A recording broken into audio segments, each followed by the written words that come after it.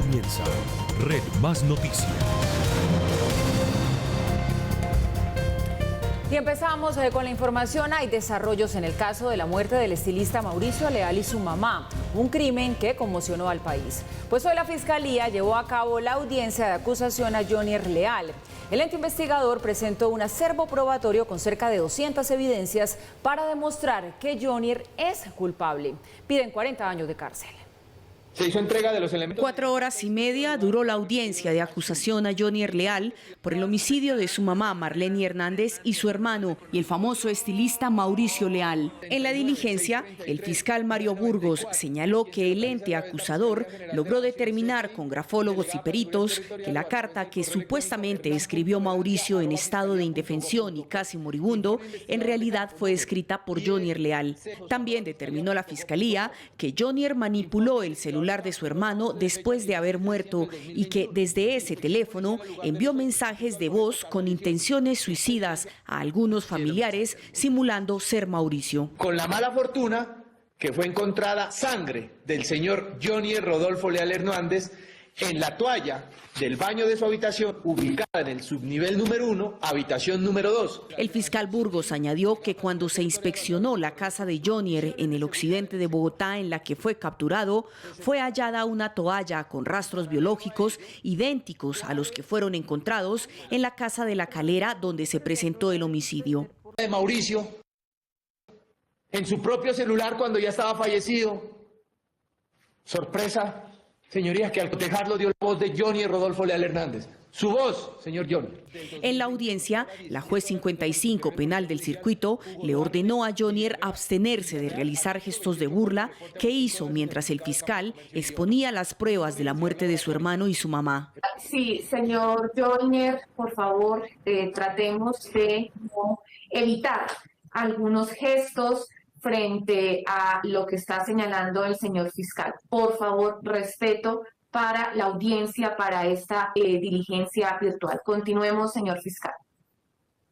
Gracias, honorable señora jueza, por su observación y el requerimiento previo a esta persona, Jonier Rodolfo Leal Hernández. El próximo 29 de julio se llevará a cabo la primera audiencia preparatoria y el 5 de agosto la segunda.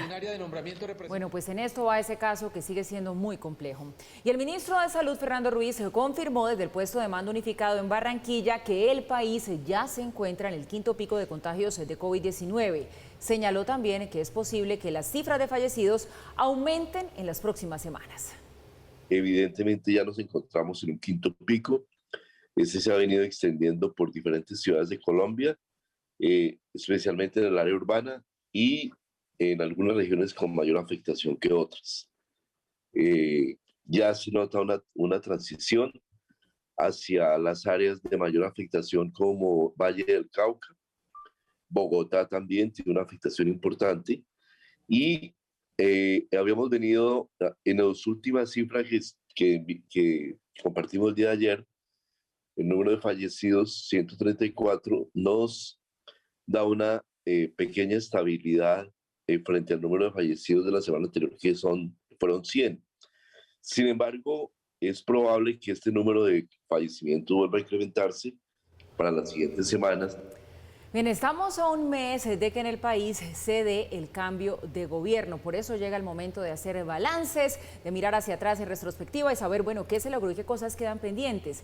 Nos acompaña para ese balance de hoy María Victoria Angulo, la ministra de Educación. Ministra, qué gusto tenerla con nosotros. Bienvenida. Buenas noches, Paula, y un saludo también muy especial a todos los televidentes. Bueno, ministra, tengo que empezar por la pregunta que toca. ¿Cómo se siente en estos momentos cuando ya le quedan muy poquitos días al frente de esta cartera que es muy importante para el país, pero también muy compleja? ¿Y cuál cree usted que es el mayor legado que deja? Bueno, Paula, pues primero agradecida con el presidente y el país de haberle podido servir 4 años en esta cartera.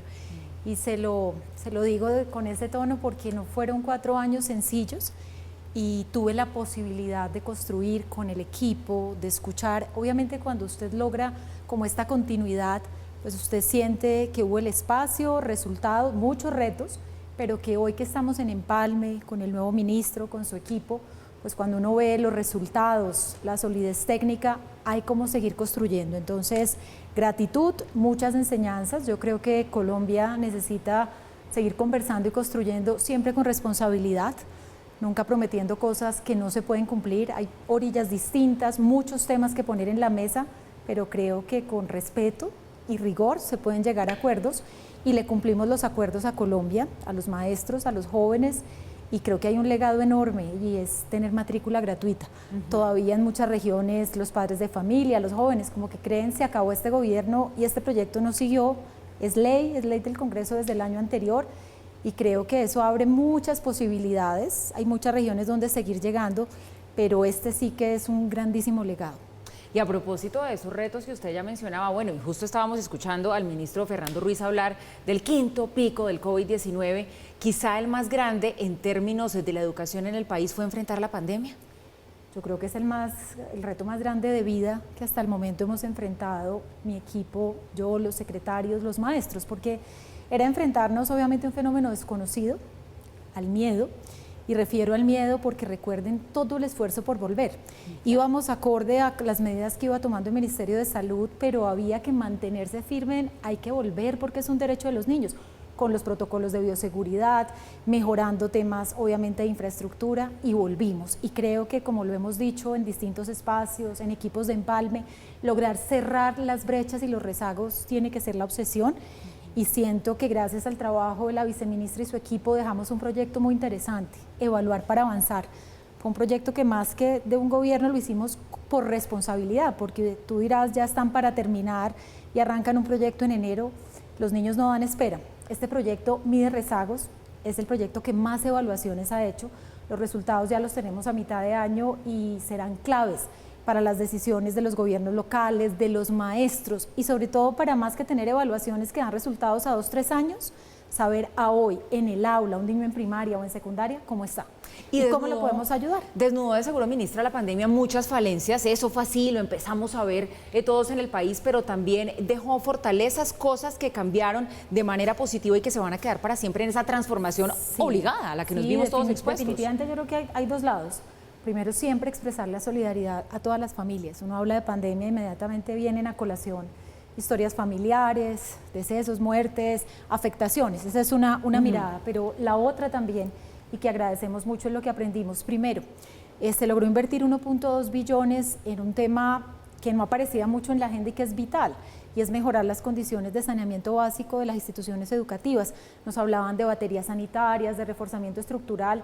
Claro que esto no logra mejorar todos los temas, pero pudimos con ello reactivar las 44.000 sedes, se hicieron 3.000 mejoramientos, ya se han entregado más de 1.200, siguen en proceso, entonces como que se abrió un camino a ver más cerca la ruralidad del apoyo del Estado. Cuando hablamos de paz y paz con legalidad, esto tiene que continuar, llegar a la ruralidad, de reconocer pues un país que necesita apoyo, medios, materiales, acompañamiento, y allí estuvimos. Y otro aprendizaje es que este modelo híbrido o el uso de la tecnología es una posibilidad. Creo que hoy nadie duda de que el encuentro presencial nada lo reemplaza, pero se nos abrió posibilidad en básica y en superior de contenidos, portales, radio, televisión, para básica como un complemento de lo que pasa en el aula, y para superior una posibilidad enorme que hoy ya la vemos con registros calificados virtuales, educación dual, modelos híbridos, y creo que eso es interesante y se acomoda más a las formas de aprender de los jóvenes y a los tiempos de los jóvenes. Ministra, quisiera preguntarle por un indicador que siempre será preocupante en el país. ¿Cómo quedamos en materia de deserción a hoy? Entre otras cosas se lo pregunto porque hoy nos despertamos con la noticia de que el colegio La Quinta del Puente en Florida Blanca pues dice que va a cerrar para siempre. Están en una tremenda crisis económica, entre otras cosas motivada también porque los niños no se están matriculando. Sí, claro, vi esta noticia, es un colegio que además se ha distinguido siempre por su calidad.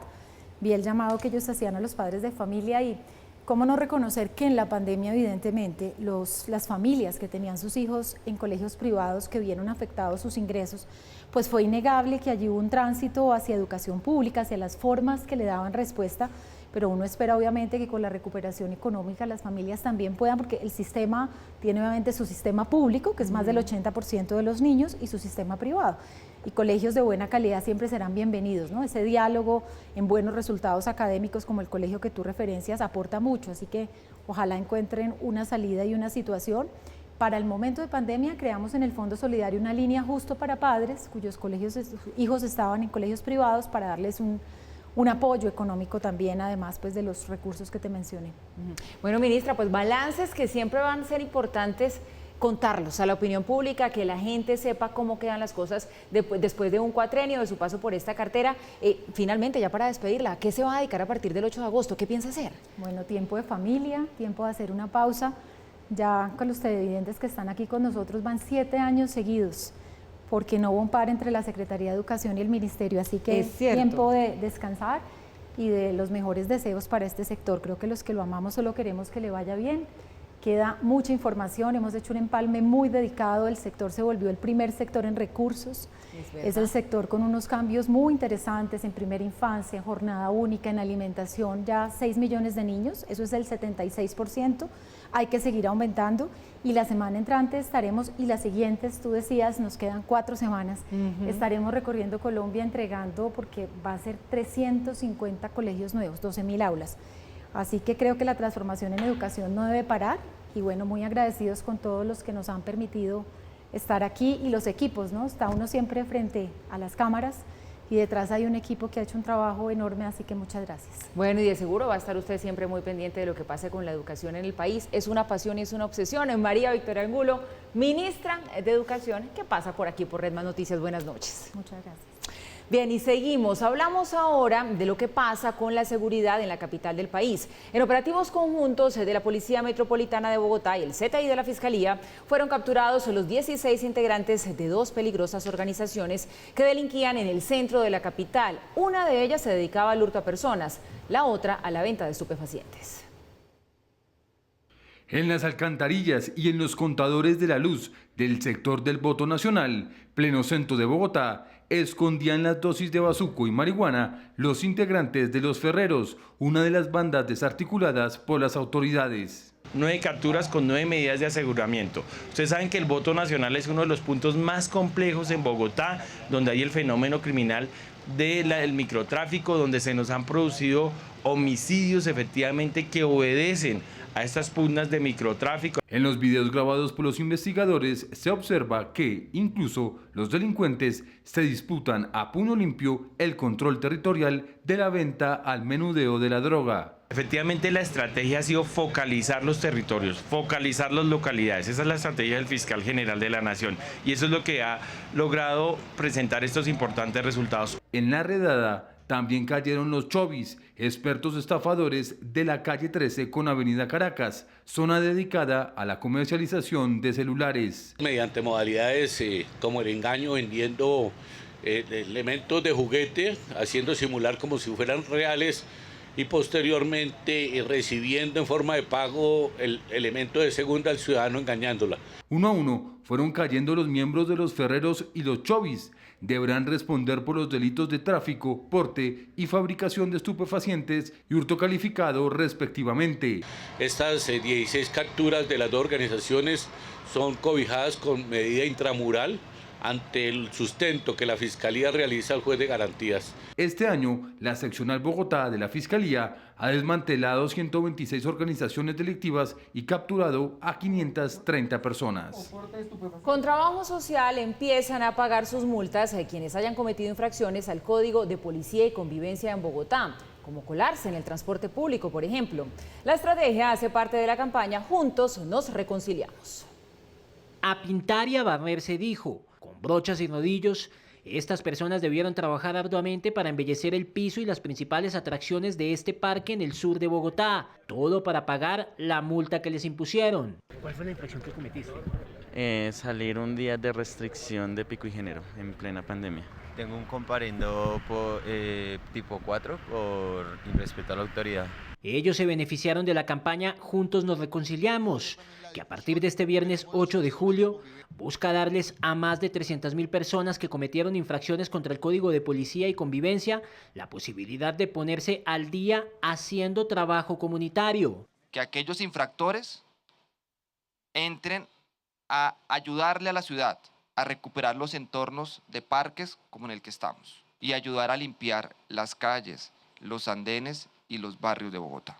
Las personas que pueden acceder a este programa son aquellas que entre el 1 de agosto de 2017 y el 27 de enero de 2022 recibieron multas por ocupación indebida del espacio público, no recoger las heces de sus mascotas, no acatar las medidas impuestas durante la cuarentena estricta y colarse en Transmilenio. El trabajo comunitario consistirá en ser gestor comunitario de Transmilenio en una jornada.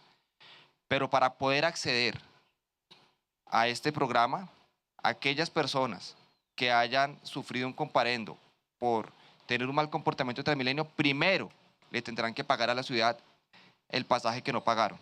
Los infractores que quieran beneficiarse podrán inscribirse de manera virtual en la página de internet de las Secretarías de Gobierno y Seguridad a través de las líneas de WhatsApp 310-710-0882 y 301-445-7292 en los centros de atención virtual de la Secretaría de Seguridad y de manera presencial en los CADES, Supercades, Casas de Justicia, Secretaría de Gobierno y alcaldías locales.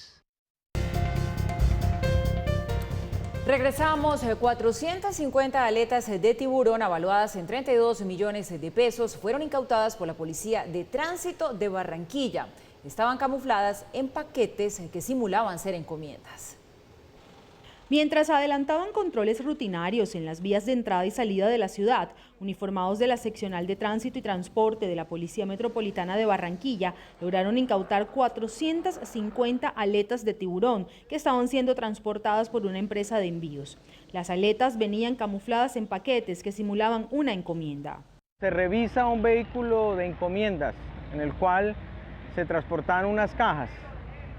Pero se revisan estas cajas y es cuando se encuentran las 450 aletas de tiburón. Aletas de tiburón que la incautación en este caso no es el valor comercial, sino es el valor ambiental. Las aletas de tiburón están evaluadas en 32 millones de pesos y según las indagaciones preliminares de las autoridades venían procedentes del departamento de La Guajira y tenían como destino China. Las investigaciones están encaminadas a identificar quiénes serían los exportadores de estas aletas. Hay luto en la cultura bogotana. Lubina, la legendaria librería del barrio La Macarena, en el centro de Bogotá, cerró sus puertas después de 18 años de buena literatura, café y bohemia. Producto de la crisis que trajo la pandemia, se mudan ahora a la virtualidad. De Lubina solo queda el letrero. Sus 18.000 volúmenes son fantasmas que deambulan libres por la Macarena y por las torres del parque, rincones bucólicos que durante 18 años vivieron el apogeo de la llamada esquina cultural, un lugar que más que una librería era un templo bogotano consagrado a la tertulia, el café negro, el tango y el cine. Los costos operativos acumulados, ocasionados por la pandemia, o mejor, aumentados por la pandemia, hacen inviable financieramente continuar. El cierre del local de la carrera quinta con calle 26C no es el fin del sueño del profesor Carlos Luis Torres y de su esposa, sino un nuevo capítulo, otro verso. Lubina ahora será una tienda virtual. La única manera de garantizar que este proyecto continúe, Fabián, es que los amigos de Lubina nos sigan comprando libros. Se acerquen a nuestro mostrador y nuestro mostrador es www.lubinalibreria.com, a nuestro Face que es Lubina, a nuestro otro espacio que es Instagram o es Twitter. En el portal también habrá espacio para la presentación de libros, círculos de lectura y conciertos. Vamos a seguir promoviendo libros de novedades, pero fundamentalmente literatura. Van a seguir encontrando a Thomas Mann. La montaña mágica va a seguir en las estanterías de Lubina. El nombre, según su director, es literal un cuento aparte. Lubina es el nombre de un cuento del escritor mexicano Juan Rulfo. Es el quinto cuento de su libro que se llama El llano en llamas. Lubina es un pueblo que queda en las colinas, en una montaña donde un profesor viene en el cuento y se encuentra con su reemplazo y se ponen a hablar en una mesa y habla el profesor que viene y le cuenta cómo es Lubina. Al final del cuento uno se da cuenta que el profesor estará hablando solo. Como de ahora en adelante estoy hablando solo a una pantalla. Lubina querida, local ausente de voces y letras de un pasado de nostalgia. En una librería que vio pasar muchos escritores, Elmer Mendoza, el de México, vio pasar a Fadanelli, a Pablo Montoya, a William Ospina. Ahora virtual, la lubina del ciberespacio solo busca la compañía de miles de Pedros Páramo. Y vamos al punto con la noticia que los interesa a todos. La Corte Constitucional dijo que las objeciones de la presidencia eran infundadas con respecto a una ley que buscaba alternativas distintas a la cárcel para las mujeres que son cabeza de familia, que son madres que responden por niños, que cometen un delito menor, en donde no media la violencia. Estoy con quien se dio esa pelea en el Congreso, la sacó adelante y ayer la Corte le dio la razón por encima de lo que decía el presidente de la República. Doctor Rodrigo Lara, gracias por estar con nosotros aquí en Red Más Noticias. Gracias a usted por este espacio, Giovanni. En la práctica, ¿esto qué quiere decir? Mire, Giovanni, esto en la práctica quiere decir que vamos a tener por primera vez una ley penal con enfoque de género, es decir, una ley penal específica para mujeres. ¿Y para qué tipo de mujeres?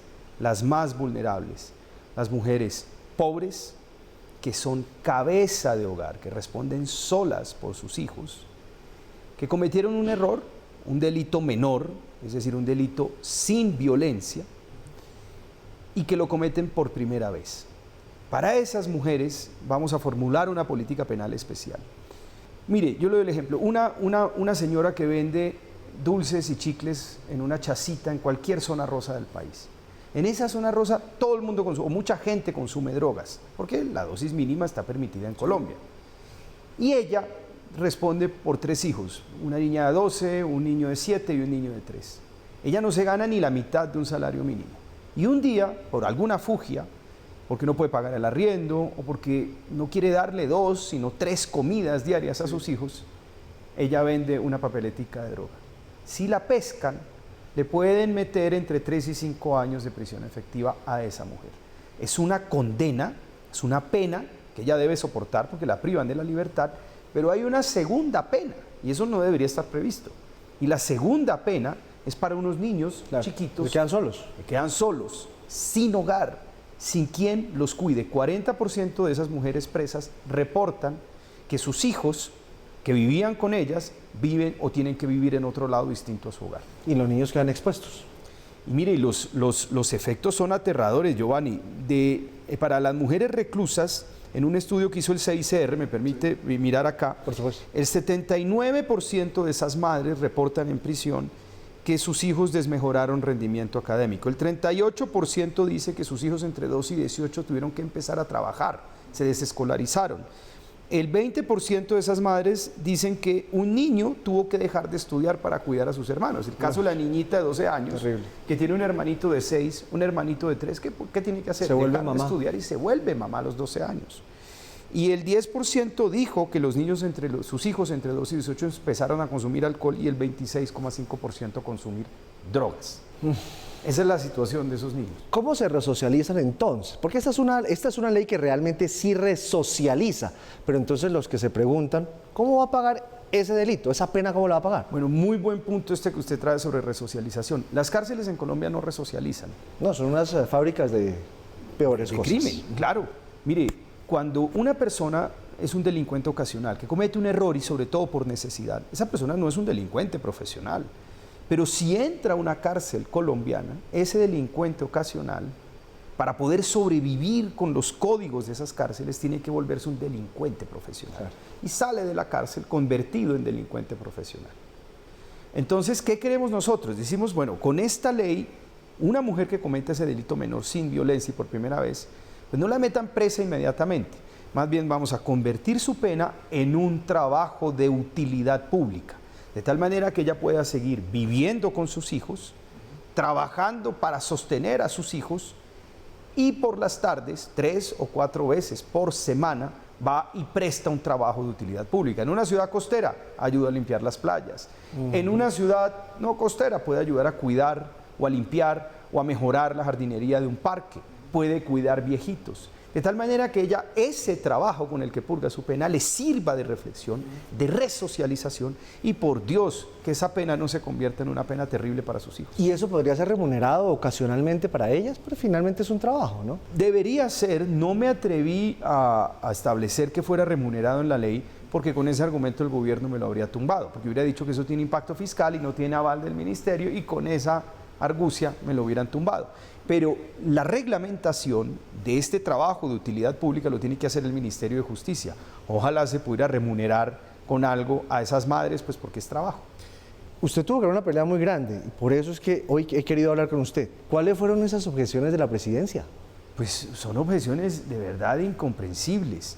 Ellos primero alegaron que esto violaba los tratados internacionales de lucha contra el narcotráfico suscritos por Colombia. Pero si es un delito menor. Claro, es el menor y puede ser un pequeño hurto, no solamente son temas de microtráfico. Lo que pasa es que el 55% de las mujeres por delitos menores lo están, pero por pequeñas dosis de microtráfico. Y eso es absurdo, porque la mujer es el elemento o la parte fungible de la cadena del narcotráfico. Es decir, usted no combate el narcotráfico cogiendo a una pobre mujer vendiendo una pendejada de eso con una chacita. Sí. Tiene que coger al bandido, al violento, al narcotraficante, al disidente. A ese bandido sí hay que aplicarle todo el peso de la ley, pero esta pobre mujer es el elemento más débil. El desempleo de las mujeres, Giovanni, es el doble del desempleo de los hombres. Entonces se encuentran mujeres por todas partes. ¿Y qué no hace una mujer? Por sostener, por darle comida a sus hijos, sí, hace lo que tenga que hacer. Un padre hace lo que tenga que hacer. Una mamá 2 veces más de lo que hace el hombre.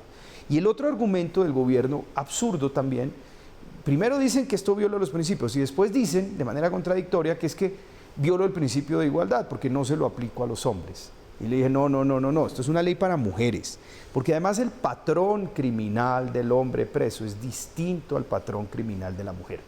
Es mucho más violento el patrón criminal del hombre, y me parece que hubiera sido irresponsable extendérselo al hombre, porque cualquiera puede alegar que es cabeza de hogar, y ahí se nos pueden escapar unos cuantos bandidos peligrosos. Usted vio lo que pasó en Tuluá con esos hacinamientos. ¿Un tipo de ley como esta tiene algo de descongestión? Muchísimo.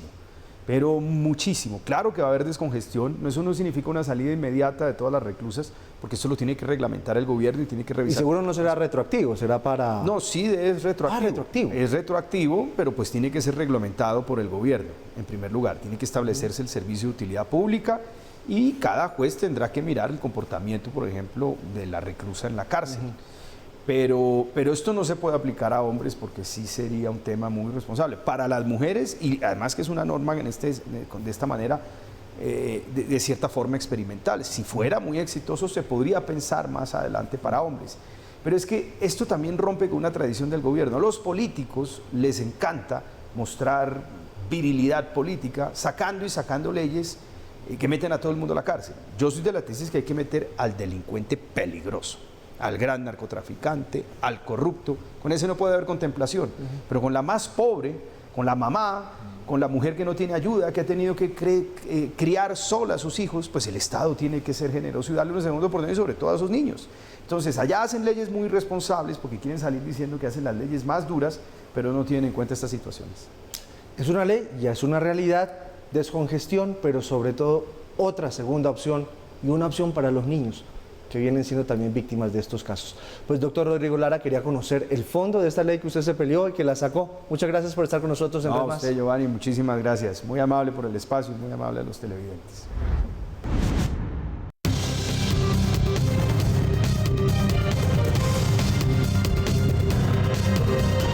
Volvemos y repasamos a esta hora lo que pasa en el mundo.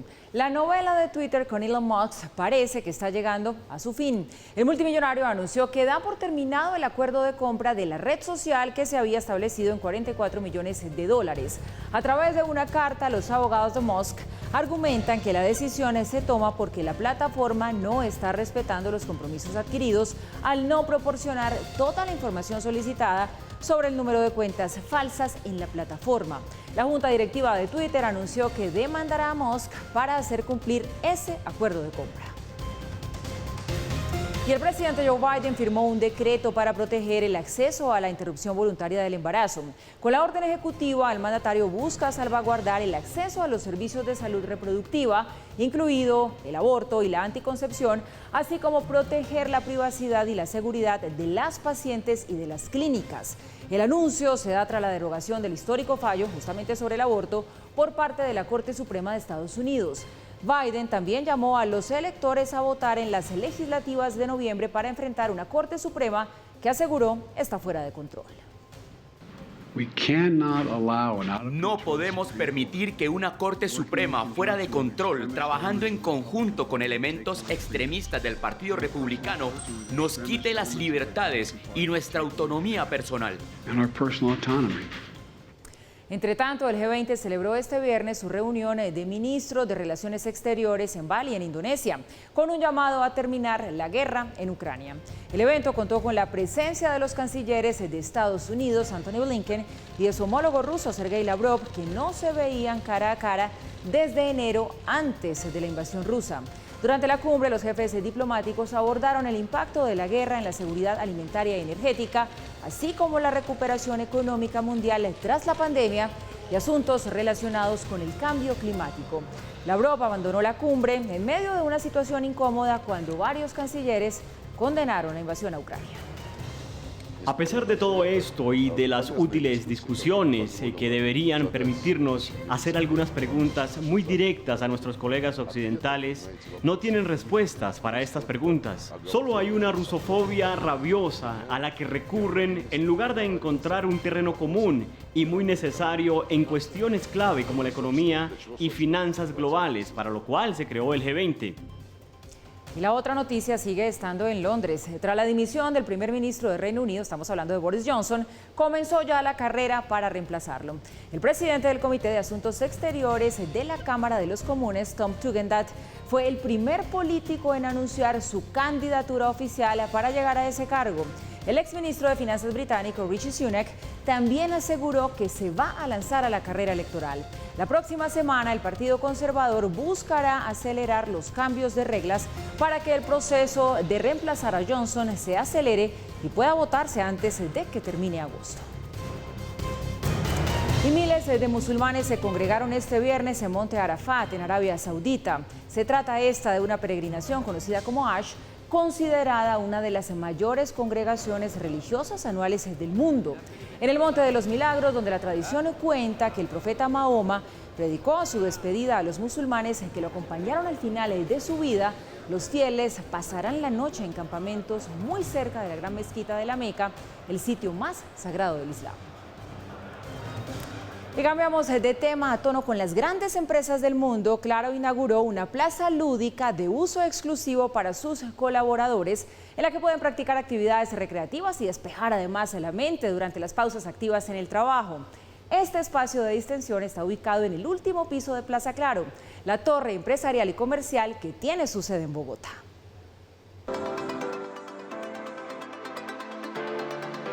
Es viernes y el cuerpo lo sabe. Un viernes zanahorio, definido por una jornada de ping-pong, voleibol, básquet, fútbol de mesa y atletismo.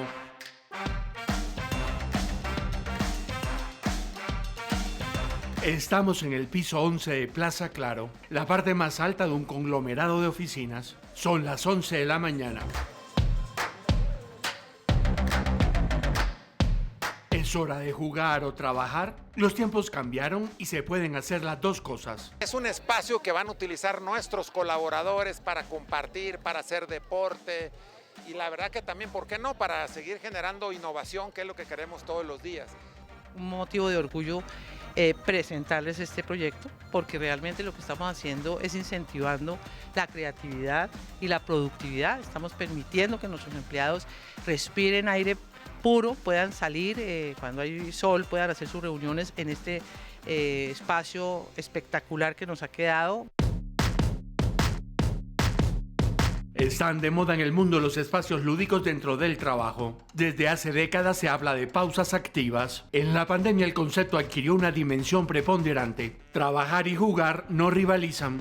Y este espacio es para tener un momento de esparcimiento, para refrescar ideas, para refrescar el cuerpo, para movernos un poco más y seguir ofreciéndole a los colombianos nuestros servicios, nuestros productos y mantener a este país conectado, que es lo que siempre queremos.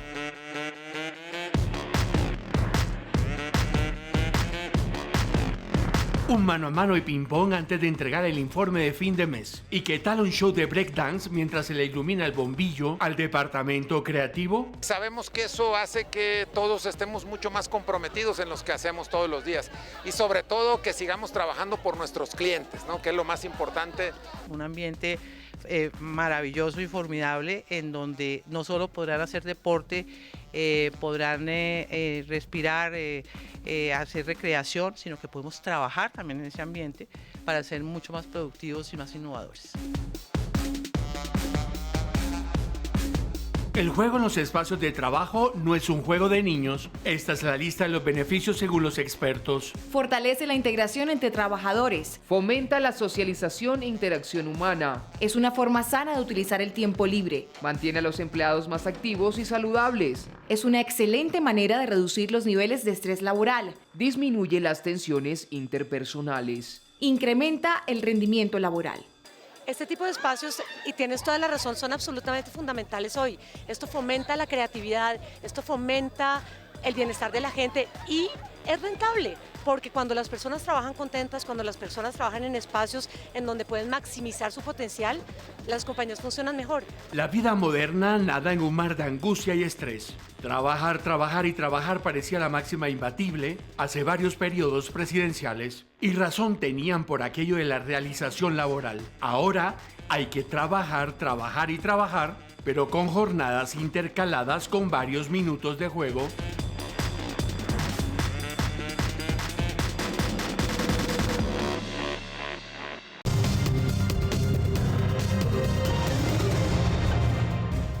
La noticia: hay conmoción mundial por el asesinato a tiros del ex primer ministro de Japón, Shinzo Abe. Él estaba dando un discurso de campaña en el sur del país. El agresor, el asesino, es un ex militar de 41 años que logró ser capturado después del hecho.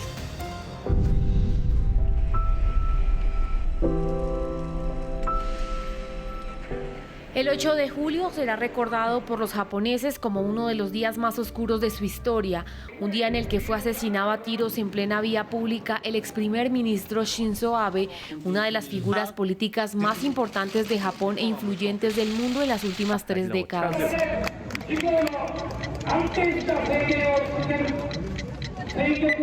A las 11:30 de la mañana, hora local, el político de 67 años daba un paso al frente para pronunciar un discurso político en el marco de la campaña electoral de Kei Sato, miembro titular de la Cámara Alta del Parlamento, tal y como lo evidencia esta foto tomada por uno de los asistentes al evento, en la que a pocos metros también se puede observar al asesino.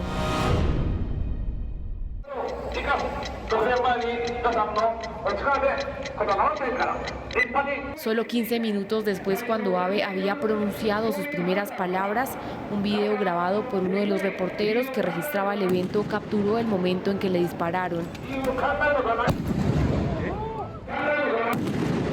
Sin embargo, el video más claro y contundente, grabado desde otro ángulo, evidencia los segundos en los que el ex primer ministro recibe un primer balazo del cual parece no percatarse, para luego caer al piso tras recibir un segundo impacto. Inmediatamente, los agentes de seguridad abordan al sospechoso, lo arrojan al suelo y lo detienen. Mientras tanto, los asistentes intentan socorrer al político, quien había sido impactado en el cuello y corazón.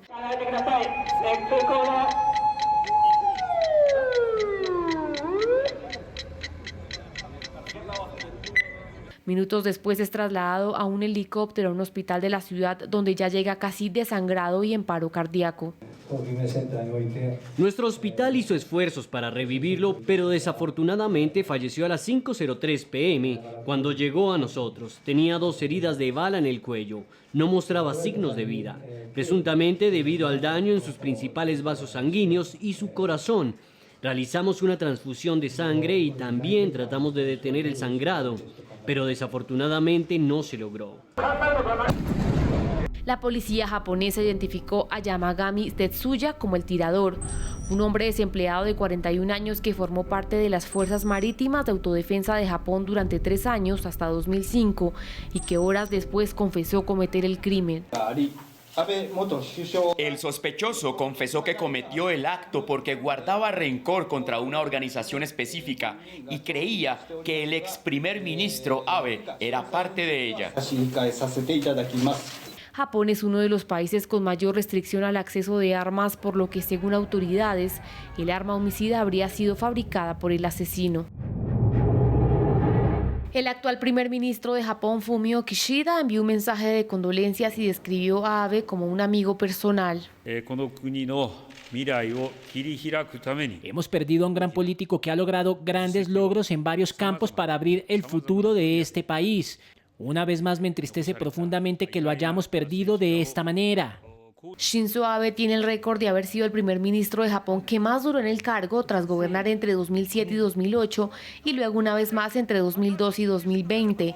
Es reconocido por la estabilización de la economía japonesa que logró con sus políticas, pero también por su papel en el escenario internacional en el que adoptó una línea dura con Corea del Norte y un papel pacificador entre Estados Unidos e Irán. Líderes mundiales condenaron el asesinato del ex primer ministro. El presidente de Francia, Emmanuel Macron, lo calificó de atroz ataque. La Casa Blanca también. Incluso el jefe de gobierno ucraniano Volodymyr Zelensky dijo que era un caso brutal.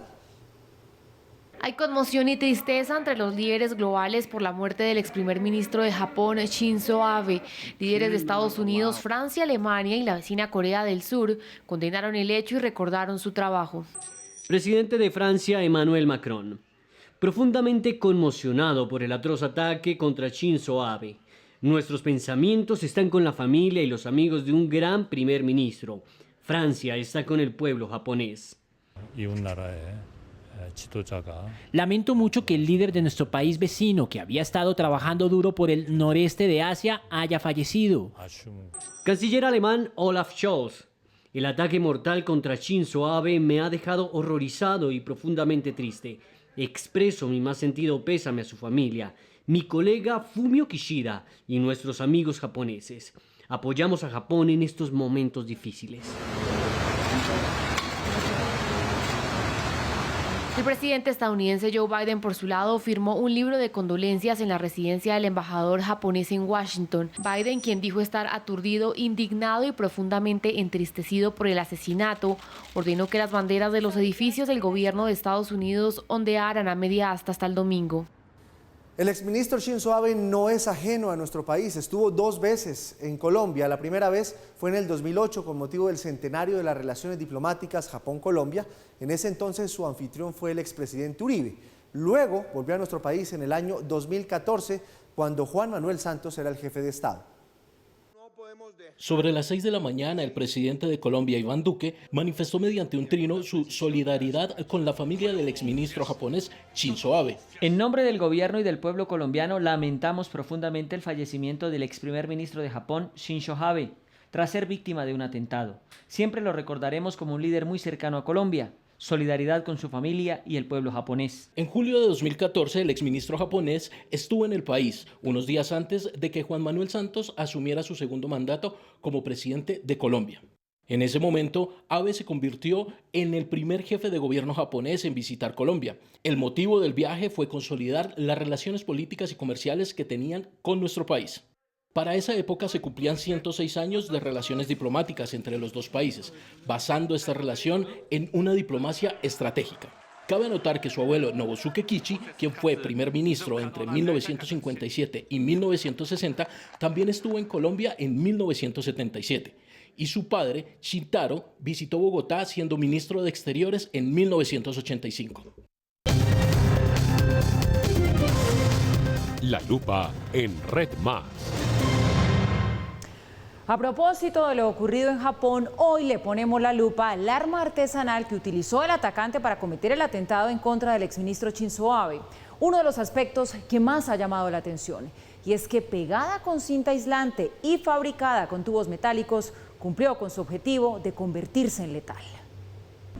Existen dos tipos de armas que se fabrican de manera doméstica y se diferencian entre artesanales y hechizas. El arma artesanal realmente se construye desde cero, las fabrican con materiales muy caseros, digamos que se pueden conseguir hasta en una misma ferretería y se pueden construir. Obviamente el nivel de complejidad es básico y es bastante peligroso porque no tiene mayores medidas del retroceso de las armas, no tiene mayor seguridad.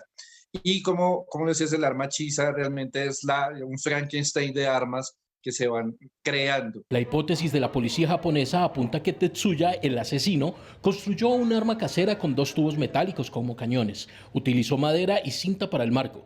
También una batería con un circuito eléctrico para el disparador y al parecer algunos elementos fabricados con una impresora 3D. Son herramientas y artículos de ferretería, de trabajo normales, cosas caseras que son de venta libre. Entonces es muy difícil y sobre todo también porque el mercado internacional del arma, yo creo que este tema que pasa ahora en Japón es la excepción, en el sentido que el tema de las armas traumáticas que inundó al mundo, no solo a Colombia, y que la modificación hizo que hubiera armas en el mercado letales a muy bajo precio, pues hace que casi que se haya extinguido el mercado o la fabricación más bien de armas hechizas y caseras. Eso casi que ya desaparece. Las restricciones japonesas en cuanto al uso y porte de armas son demasiado estrictas.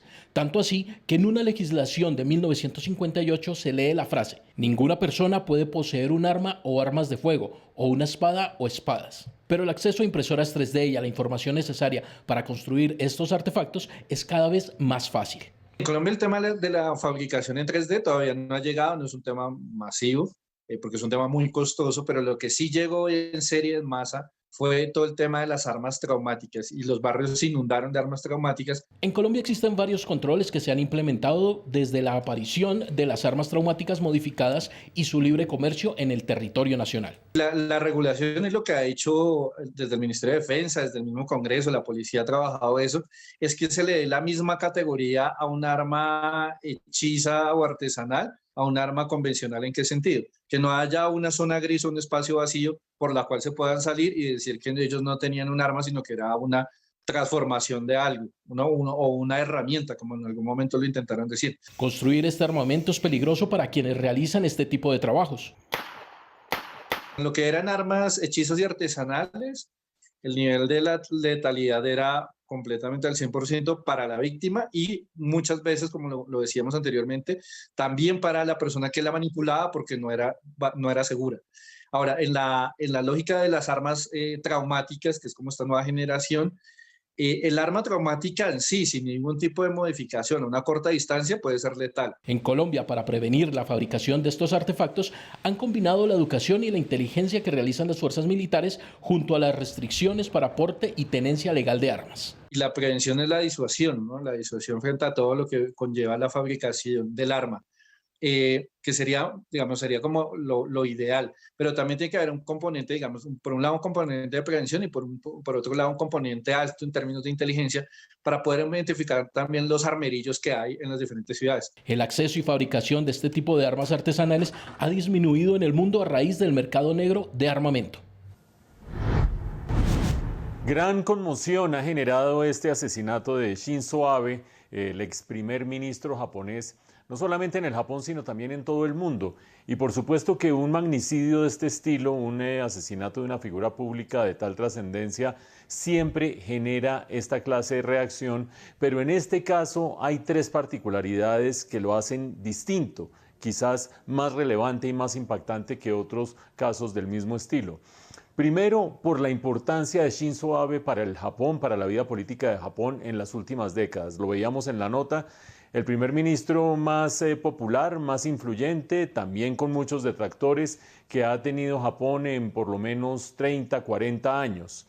Y eso no solamente se debe a que haya sido 2 veces primer ministro, 2007, 2008 por una parte, y después 2012 a 2020, sino que ese periodo 2012 a 2020 le permitió desplegar 2 cosas clave para configurar la política japonesa y la economía japonesa en los últimos tiempos.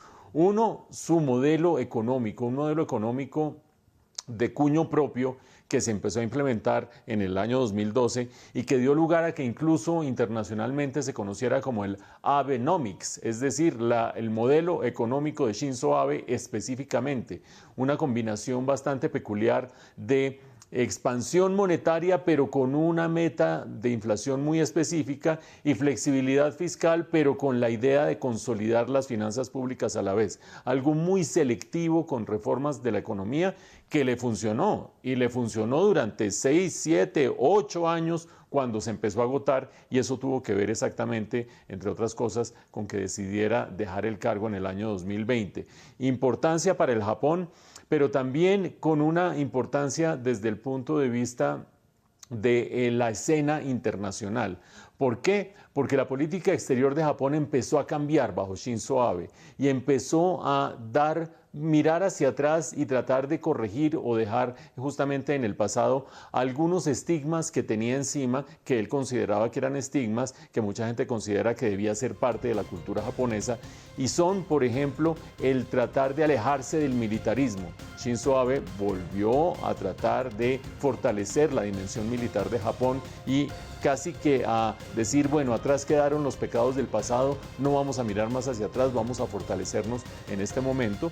Proyección militar que, entre otras cosas, lo llevó a tener conflictos con China, lo llevó a tener conflictos con Corea del Sur, incluso conflictos con Rusia por unas islas que quedan al norte de Japón y que son reclamadas también por Rusia. Pero no solamente esa dimensión, sino también un nacionalismo muy fuerte, un nacionalismo que no se veía hace décadas. Recordemos que la Segunda Guerra Mundial dejó tales huellas en Japón que transformó la manera de sentir la política, la manera de sentir el militarismo, la manera de ubicarse en la escena internacional. Shinzo Abe significó una ruptura y un viraje en ese sentido, poniendo a Japón en una nueva dimensión en el presente. Y también en esa dimensión en el presente se consolidó como un líder del Asia-Pacífico.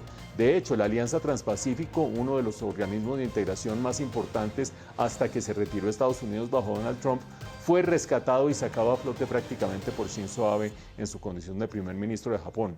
La última dimensión, la que más perplejidad genera, la manera como fue asesinado. Ya vieron ustedes la nota de cómo se hizo esa arma, que es un arma absurda, insólita, pero más insólito que el asesino estuviera tan cerca de un ex primer ministro y más insólito que nadie se percatara de ello y nadie tomara ningún tipo de precaución. ¿Por qué? Porque la seguridad era algo, y digo era, subrayado, algo que se daba por descontado en el Japón, con el control de armas y con una cultura colectiva que terminaba moderando esos ánimos impetuosos y violentos. Parece que eso quedó en el pasado. Hablamos ahora de lo que pasa en Colombia. En las últimas horas se produjo una captura con fines de extradición que ha llamado mucho la atención. Se trata de la diseñadora caleña Nancy Teresa González, señalada de ser responsable de enviar ilegalmente hacia los Estados Unidos productos de marroquinería elaborados con pieles de animales en vía de extinción. Estos eran los bolsos hechos con piel de cocodrilos, caimanes, babillas y serpientes que manufacturaba la diseñadora colombiana Nancy Teresa Gutiérrez. La Fiscalía y la Policía le dio captura a la mujer, propietaria de la prestigiosa empresa CI Diseño y Moda Internacional SAS, quien envió de manera ilegal a Estados Unidos bolsos, correas y otros artículos de marroquinería hechos en pieles exóticas de animales colombianos declarados en peligro de extinción. Logró la captura de 3 personas requeridas en extradición por enviar de manera ilegal a Estados Unidos artículos de marroquinería elaborados con animales exóticos. El requerimiento internacional indica que estas personas elaboraban carteras, bolsos y diversos productos con pieles de babilla, caimanes y serpiente, entre otras especies silvestres. La famosa diseñadora fue detenida junto a Diego Mauricio Rodríguez Giraldo, quien sería el trabajador de confianza de la dueña de la compañía, y John Camilo Aguilar Jaramillo, señalado de las maniobras comerciales para garantizar la salida de los artículos de Colombia que hacían a través de contacto de ciudadanos del común para llevar los bolsos al exterior.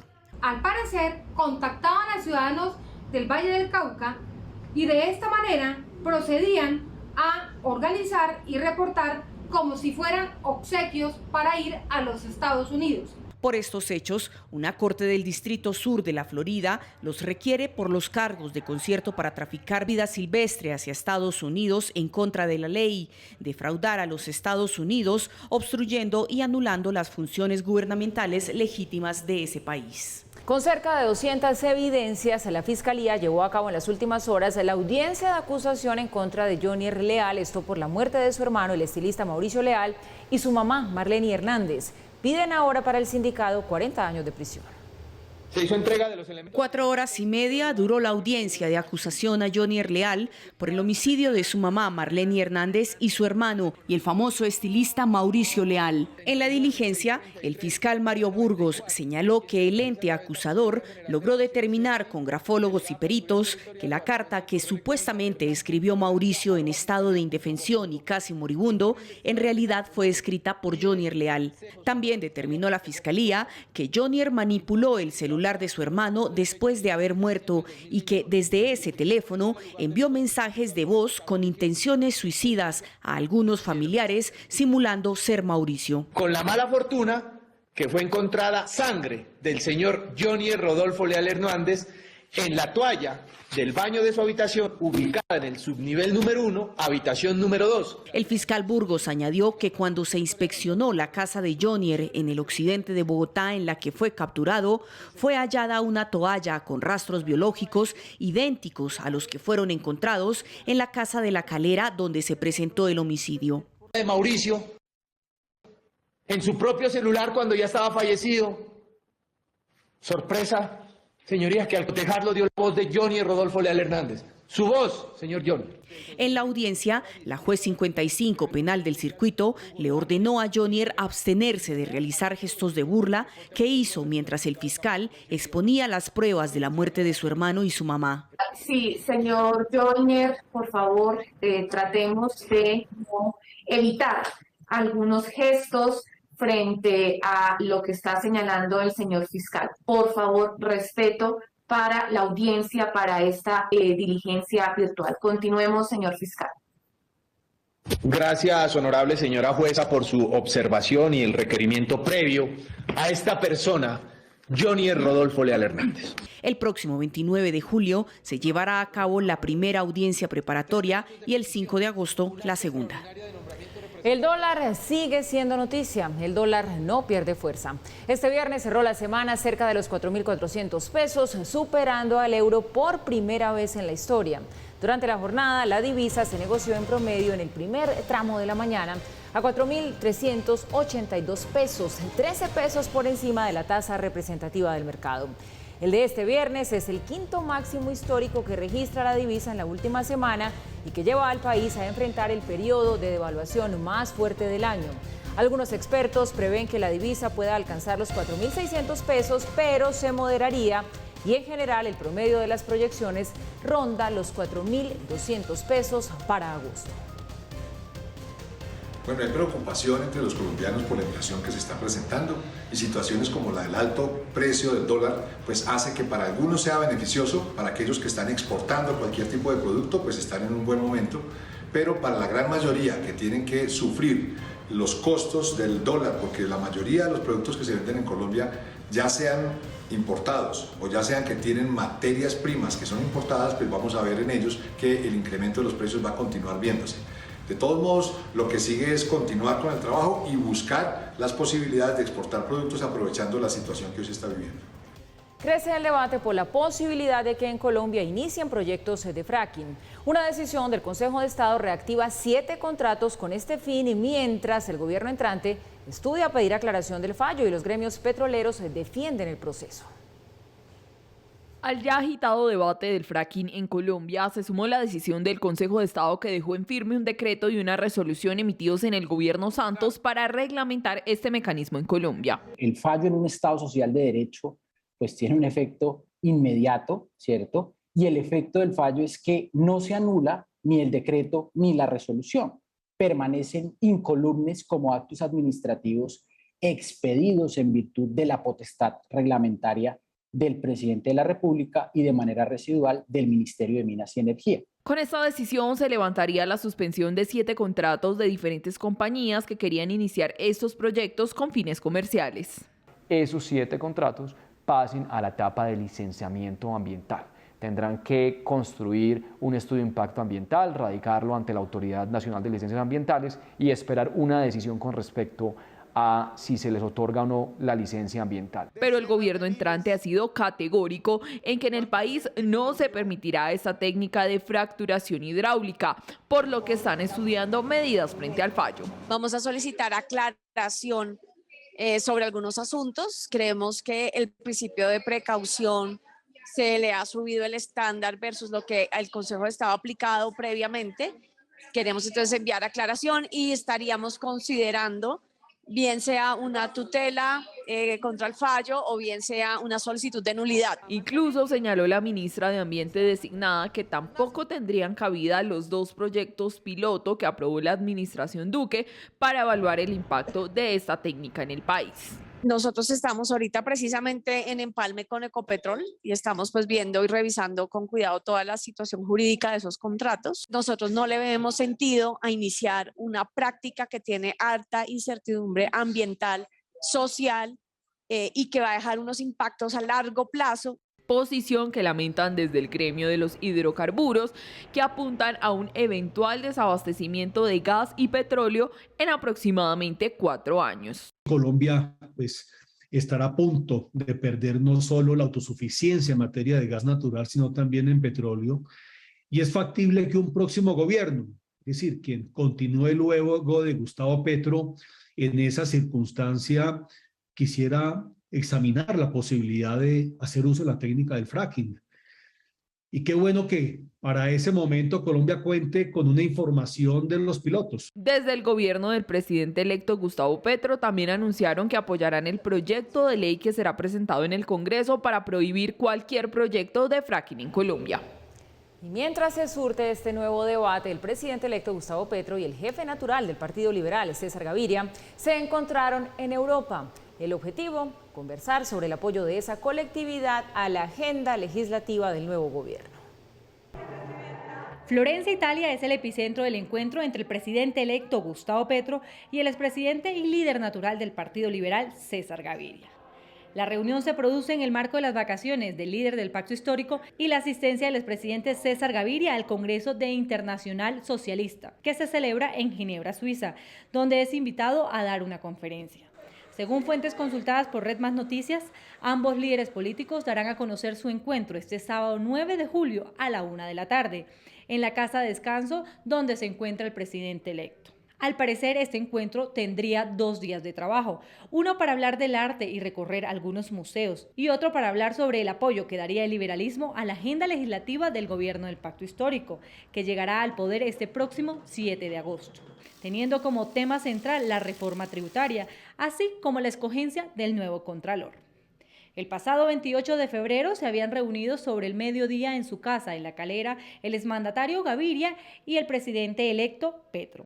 El encuentro duró casi 3 horas y se habló de renta básica, autonomía del Banco de la República, el Estado de Derecho, las excepciones tributarias y las EPS.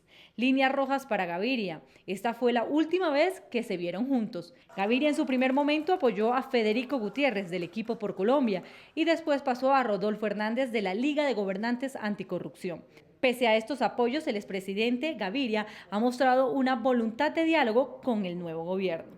Y como es habitual, el presidente electo Gustavo Petro a través de Twitter viene realizando sus anuncios. En esta oportunidad dio a conocer el sucesor de Alejandro Ordóñez en el cargo de embajador ante la Organización de los Estados Americanos, OEA. Nuestro embajador ante la OEA será el expresidente de la Corte Constitucional y exmagistrado de la Comisión Interamericana de Derechos Humanos, Luis Ernesto Vargas. Vargas es oriundo del Tolima, es abogado de profesión de la Universidad Libre, especialista en Derecho de Familia de esta misma institución y presidió la Corte Constitucional entre el 2014 y 2015. También fue comisionado y relator para los derechos de migrantes, refugiados y víctimas de trata de personas de la Comisión Interamericana de Derechos Humanos y fue magistrado de la Corte Constitucional entre marzo del 2009 y febrero del 2017. Luis Ernesto Vargas se convierte así en el primer embajador en ser nombrado por el gobierno entrante de Gustavo Petro. Hoy vuelve a ser noticia la que podríamos decir fue una de las polémicas de la semana. Tras las críticas en contra de la reforma a la Procuraduría, Gustavo Petro moderó su posición. Aclaró que la idea no es eliminarla, sino empoderarla. Del paquete de reformas legislativas que llegará al Congreso de la República a partir de este 7 de agosto se encuentra un proyecto de ley que buscará eliminar la Procuraduría. Así lo dio a conocer el presidente electo Gustavo Petro en entrevista con W Radio. Es hacerle caso a la sentencia de la Corte Interamericana de Derechos Humanos y de paso respetar la Convención Americana. También es una transición, ojo, no se trata de echar a la calle a los miles de empleados de la Procuraduría que tienen unas experiencias investigativas ligadas en su mayoría pues a ejes jurídicos del derecho disciplinario. Se trata es de que se convierta en la gran Fiscalía Anticorrupción. Recordemos que esta es una propuesta de campaña del líder del Pacto Histórico con la que busca pasar a la Procuraduría al Poder Judicial. Tras conocerse que se presentaría, recibió cientos de críticas, lo que llevó al presidente electo a moderar su discurso, dejando claro que pasarla al Poder Judicial es empoderarla. Transformar la Procuraduría en la gran Fiscalía Anticorrupción dentro del Poder Judicial no es eliminarla, es empoderarla como toca. La corrupción no es una irregularidad administrativa, es un delito. Desde el punto de vista político, que el presidente electo modifique su propuesta de suprimir la Procuraduría, pues seguramente obedece a las reacciones que ha recibido desde distintos flancos o frentes políticos. ¿Pero qué implicaciones tendría unificar la Procuraduría y la Fiscalía para investigar casos de corrupción? ¿Esto abriría la puerta a una reforma constitucional? Si lo que se trata es de fortalecer la Procuraduría, atribuyéndole funciones judiciales en materia anticorrupción, eso también sería viable, se puede hacer a nivel constitucional y a nivel jurídico. Muchos órganos no judiciales tienen funciones judiciales específicas. Actualmente este ente de control opera bajo 3 funciones: preventivas, interventoras y disciplinarias. Aunque recibió críticas, también recibió apoyos, entre los que se encuentra el del exvicepresidente de la República, Francisco Santos. Dejó claro que esta solo le sirve a los políticos que la llenan de amigos. Mientras el candidato de la Centro Esperanza, Juan Manuel Galán, dijo que es una entidad de vocación monárquica y no democrática, sea recogida por el presidente electo. Entonces, en cuestión de un par de días, el presidente electo Gustavo Petro cambió su idea de eliminar la Procuraduría por modificarla y por pasarla al Poder Judicial, entre comillas, empoderándola de esa manera. Lo que todo el mundo se pregunta es si esto es un cambio de percepción sobre la sustancia del tema de la Procuraduría y su relevancia, o es un cambio de forma para tratar de evitar pisar callos desde el punto de vista político. Parecería que es mucho más lo segundo que lo primero. En lo primero, en la esencia de la motivación de esta propuesta, las cosas siguen siendo iguales, es decir, la Procuraduría sigue siendo redundante en sus 3 funciones principales. Su función de investigar y eventualmente sancionar y suspender a funcionarios públicos, eso sigue siendo redundante con lo que puede hacer la Fiscalía, si es que lo que hacen mal los funcionarios públicos tiene implicaciones penales, o la Contraloría, si es que lo que hacen mal los funcionarios públicos tienen implicaciones patrimoniales y en cuanto al erario. En segundo lugar, la defensa de los derechos humanos, otro de sus grandes objetivos, eso lo desarrolla la Defensoría del Pueblo, puede ser redundante lo que hace la Procuraduría. Y en tercer lugar, defender el interés público, una cosa tan genérica, tan pomposa, como casi que vacía o inaplicable en muchas dimensiones, eso lo puede hacer donde sea aplicable la Defensoría del Pueblo. Eso no ha cambiado en estas 96 horas, es decir, sigue teniendo sentido hacer algo con la Procuraduría. ¿Qué ha dicho Gustavo Petro? La voy a pasar al Poder Judicial. No tienen que temer los 4.000 y pico de empleados de la Procuraduría, y al pasarla al Poder Judicial la empodero. ¿Por qué? Porque allí sí puede tener los dientes que no tiene cuando se trata de sancionar a alguien disciplinariamente. Y va más allá y dice, se convertiría en una fiscalía de la corrupción, porque la corrupción no es una falta que tenga que ver con algo disciplinario, sino que es una falta penal, es un delito penal y por lo tanto se necesita que tenga dientes. Hasta allí suena más o menos razonable, como si hubiera habido una reflexión de por medio, pero hay 2 patas que le nacen a este cojo. La primera de ellas Ya en la reforma de la Procuraduría del año pasado, se les había dado capacidades jurisdiccionales, es decir, rol de jueces a los procuradores delegados. Si eso se hizo apenas el año pasado en el Congreso, darle ese estatus judicial a los procuradores delegados, ¿para qué hay que cambiarle al Poder Judicial para darle dientes? Nadie lo entiende. Pero segundo, muy probablemente lo que ha pasado en los últimos días es que hubo sensibilidades políticas, especialmente en el Congreso. Casi que no hay congresista que no tenga un recomendado, un amigo, un primo en segundo, tercero, cuarto grado metido en la Procuraduría. Por lo tanto, alguien le habrá dicho, vea, si queremos pasar reformas en el Congreso, más vale que le bajemos el volumen a la reforma de la Procuraduría. Quizás por ahí va la cosa. Desde Washington, María Molina. En medio de las muchas turbulencias que enfrenta el mundo, una pregunta se hace recurrente. Tiene que ver con la economía de los Estados Unidos y el fantasma de la recesión. Si bien aún no hay un anuncio oficial, parece ser un secreto a voces entre los más entendidos que esa temida recesión ya comenzó. María Molina, hablemos de este tema. Buenas noches. Hola Paula, ¿qué tal? Sin duda el fantasma de la recesión está muy presente, pero quizás lo primero sería responder ¿qué determina la recesión? Pues aquí en Estados Unidos oficialmente la deliberan 8 economistas en privado. Eso todavía no ha pasado. Sin embargo, los analistas dicen que si hay 2 trimestres consecutivos en que el PIB, el Producto Interno Bruto, se contrae, entonces se puede declarar una recesión. Entonces, ¿estamos o no estamos en recesión? Algunos creen que sí. Una disminución significativa en la producción de un país y ahorita llevamos 2 trimestres seguidos en los cuales hemos reportado un crecimiento casi negativo. No hemos crecido en la producción, en el Producto Interno Bruto en Estados Unidos. Entonces, eso básicamente nos hace pensar que ya estamos en una recesión. Sin duda no han sido meses fáciles para la economía, las consecuencias de la pandemia, las complicaciones en las cadenas de suministro, ahora la guerra en Ucrania, todos estos factores han hecho que la inflación en este momento esté por encima del 8%, un máximo que no se veía desde hace 40 años. Y pues también otros factores, como el hecho de que en el 2020 y en el 2021 se entregó mucho dinero a los estadounidenses como consecuencia del COVID-19. Que no existe en la economía lo que es un almuerzo gratuito. Entonces, todo lo que estamos ahorita viendo, estamos pagando por los almuerzos que creíamos que eran gratuitos y que disfrutamos en el 2020, pero ahorita estamos viendo las consecuencias a largo tiempo de esas políticas públicas. Entonces, vamos a empezar a ver, ya estamos sintiendo tenemos menos dinero en nuestros bolsillos. Pero hay algunos datos de la economía que son bien diferentes. El empleo parece no estar viviendo en la misma realidad económica que el resto del país.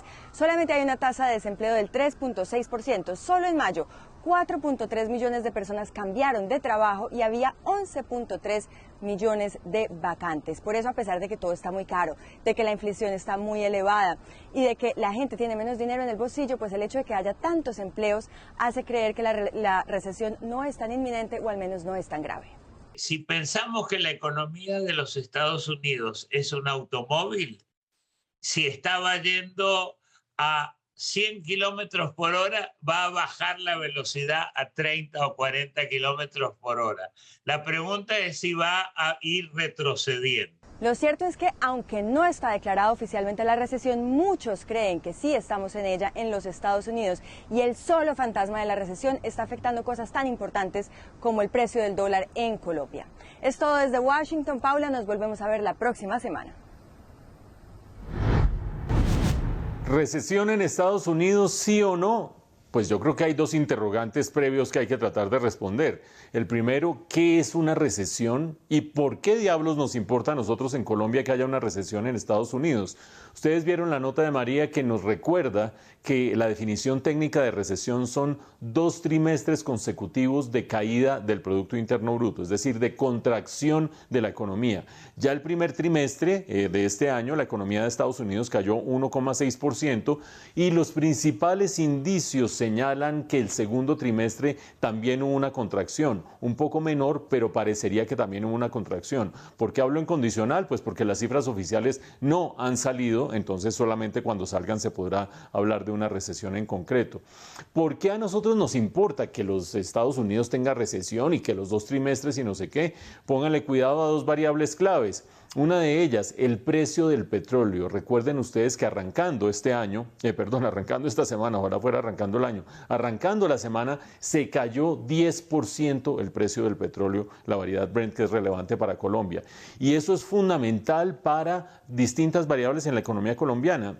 El petróleo representa el 40% de nuestras exportaciones, se cae el precio, se debilitan esas exportaciones y representa más o menos el 15% de los ingresos corrientes de la nación. Se debilita el precio del petróleo, se debilitan los ingresos de la nación. A nosotros nos golpea esa recesión por esa vía, pero también por otra vía. También el temor a una recesión en Estados Unidos hace que los capitales de todo el mundo salgan de los países que son más o menos riesgosos, como los de América Latina, y se vuelvan para Estados Unidos. No en vano, cuando crecen las noticias de una recesión, los temores de una recesión, se empieza a disparar la tasa de cambio en Colombia, como ha sucedido en los últimos días.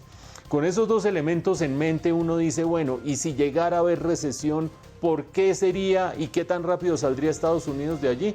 Pues sencillamente porque están luchando contra la inflación. Luchar contra la inflación es frenar un poco la economía. Seguramente va a ser un frenazo inducido y agradecido por mucha gente para que se bajen los precios, pero no duraría mucho porque, a diferencia de otras recesiones en el pasado, Estados Unidos tiene en este momento sector financiero sólido, mercado laboral sólido y variables fundamentales sólidas. Esperaremos a que salgan las cifras y seguiremos en esta discusión. El petróleo de referencia Brent se negocia en promedio en $107.15 el barril. La libra de café colombiano cerró en Nueva York a $2.22. El índice MSCI Colcap ascendió a 0,35% a 1.354 unidades. La tasa representativa del mercado para este fin de semana es de 4.388 pesos con 27 centavos. El euro se negocia en promedio en 4.459 pesos con 79 centavos. La cifra del día es el incremento en la producción de gas, el cual se ubica en 14,58% en el quinto mes del año. Esto según la Agencia Nacional de Hidrocarburos.